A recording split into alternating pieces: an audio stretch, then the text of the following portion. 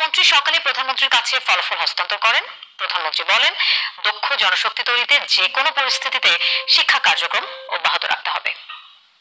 গতবারের চেয়ে তো প্রধানমন্ত্রী কয় তারিখে রেজাল্টটা দেবে ভিডিওর লাস্ট টাইম বলে দেবো। আর অবশ্যই তোমরা এই ভিডিওতে একটি লাইক আর চ্যানেলটিকে অবশ্যই সাবস্ক্রাইব করবে, তাহলে আমার ভিডিও বানাতে অনেক ভালো লাগে। তো কিভাবে তোমরা এসএসসির রেজাল্ট সবার আগে পাবে সেটা আমি এই ভিডিওতে দেখিয়ে দিচ্ছি। তো দেখতে পাচ্ছ এই যে এসএসসির রেজাল্ট, এই যে প্রথমে একটি অ্যাপ চলে আসবে। তো এই অ্যাপটার মাধ্যমে তোমরা কিন্তু সবার আগে এসএসসির রেজাল্টটা দেখতে পারবে।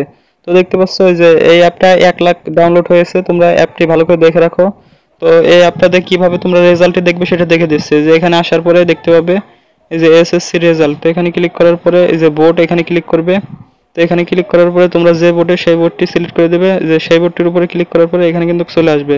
তো দেখতে পাচ্ছ এখানে পরীক্ষার এই যে নাম এসএসসি। তো দেখতে পাচ্ছ এগুলো কিন্তু থাকবে, এগুলো তোমরা এখানে এই যে এসএসসি এটাকে সিলেক্ট করে দেবে। তারপরে দ্বিতীয় নম্বর যে অপশনটা থাকবে এটা 2024 সিলেক্ট করে দেবে। তারপরে এই যে দেখতে পাচ্ছ কোন বোর্ডে, তো আমি ঢাকা বোর্ড দিয়ে দিলাম, তোমাদের যে বোর্ড সে বোর্ড দিয়ে দেবে। তারপরে দেখতে পাচ্ছ এই যে এই দ্বিতীয় নাম্বারটি যে রয়েছে এটাকে দেবে। তারপরে দেখতে পাচ্ছ নিচের দিকে পরীক্ষার এই যে রোল নাম্বার ইংলিশে দিতে হবে এই যে পরীক্ষার্থীর।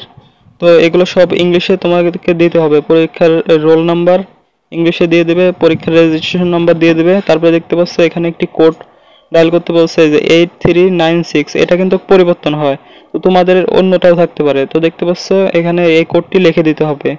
তো এই কোডটা এই যে তোমরা চাইলে পরিবর্তনও করতে পারবে এই যে পুনরায়। তো এই কোডটা এখানে কিন্তু পরিবর্তন করে তারপরে এই যে ফলাফল দেখুন এই অপশনটার উপরে ক্লিক করে দিলেই কিন্তু তোমাদের এসএসসির রেজাল্টটা চলে আসবে মার্কশিট সহ। তো এখানে কিন্তু এখন এই যে দেখাচ্ছে না, কারণ এসএসসির রেজাল্টটা এখনো পাবলিক হয়নি।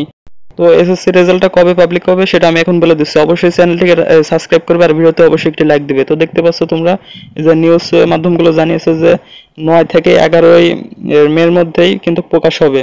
তো তোমরা যে এখানে দেখতে পাচ্ছ যে তপন কুমার সরকার জানিয়েছে যে এসএসসি সমমানের পরীক্ষাটি আগামী 9 থেকে 11 এপ্রিলের মধ্যে প্রকাশ হবে। এই যে মানে প্রধানমন্ত্রীর কাছে এই রেজাল্টের প্রস্তাব দেওয়া হয়েছে যে এই কয় তারিখের ভিতরে সেটা প্রধানমন্ত্রী সিলেক্ট করে দেবে। মানে এখন প্রধানমন্ত্রী যেই তারিখে দেবে সেই তারিখেই কিন্তু তোমাদের রেজাল্টটা দিয়ে দেবে। প্রধানমন্ত্রী যদি 7 তারিখে কয় 7 তারিখে কিন্তু রেজাল্টটি দিয়ে দেবে। তো পরীক্ষা শেষ হওয়ার 7 দিন পরে কিন্তু রেজাল্ট দিয়ে দেয়। তো অলরেডি 7 দিন কিন্তু পার হয়ে গেছে। তো আগামী যে 7 তারিখ থেকে 8, 9, 10 এই 11 মের ভিতরে কিন্তু রেজাল্টটি প্রকাশ হয়ে যাবে।